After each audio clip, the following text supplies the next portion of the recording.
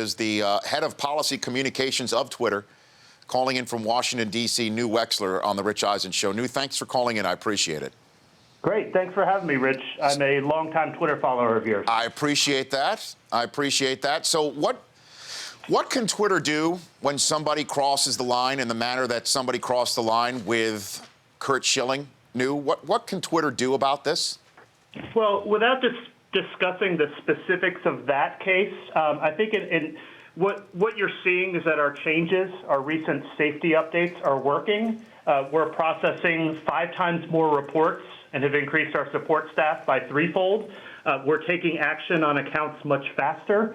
Also, on top of that, the changes we're making are designed to improve the safety and experience of every user on the platform, not just high-profile users and athletes. So, but the question is when somebody can, again, I know you can't talk about a specific case, but when somebody threatens somebody with language or says, I'm going to do something, and that something is clearly illegal, what can Twitter do about that, New? Is there anything Sure. Twitter could do about that? Absolutely, absolutely, and we do this regularly. So 2 important things: our rules, our terms of service prohibit unlawful use and also prohibit direct violent threats. We take action on these reports regularly. Something that most people don't realize, the people who engage in this kind of behavior, is that there are real-world consequences to threatening or harassing people on the internet, on any platform, not just Twitter. Law enforcement plays a role here too. We can only enforce bad behavior on our platform, but oftentimes people have to work with local law enforcement. We're not a police force. When law enforcement does come to us with evidence of illegal activity, with a court order, we will turn over information. In many cases, they go find the person. I'm on the phone with the head of policy of communications for Twitter, New Wexler, on the Rich Eisen Show. But from what you're saying, Twitter can only act when it's something that's reported to them. Is there anything that you're doing to search for this behavior without a report having to be filed? Is there anything that Twitter is doing on its own to seek out this behavior? No. Like all internet platforms, we do not proactively monitor content. There are 500 million tweets a day all over the world in hundreds of different languages, and searching for certain words, just not only is it not really scalable, it's not really usable. That is, searching for that, it doesn't detect sarcasm or intent. So we rely on users to report evidence of this. And we get a lot of reports. Like I said, we're getting 5 times as many reports now since we simplified our process, and we're taking action, and we're doing it more quickly. New Wexler, the head of policy communications, joining me here on the Rich Eisen Show head of policy communications from Twitter. So the language that somebody used in direction to Curt Schilling, I know, again, you're not talking about a specific account. Curt said that Twitter told him that was allowable language on the Twitter platform. Is there any response that you would have to that, New? I don't know what he's referring to, and I couldn't comment on it directly, but I know that our folks, our team reviews these reports, and, if threats violate our rules, we take action. And I think that's what we're seeing in that particular case. It sounds like it. So what are the rules? I mean, is there something that you have come up with, a metric to decide what is threatening and what is not? Because what may be threatening to somebody may be a joke, as you say, to somebody else, New.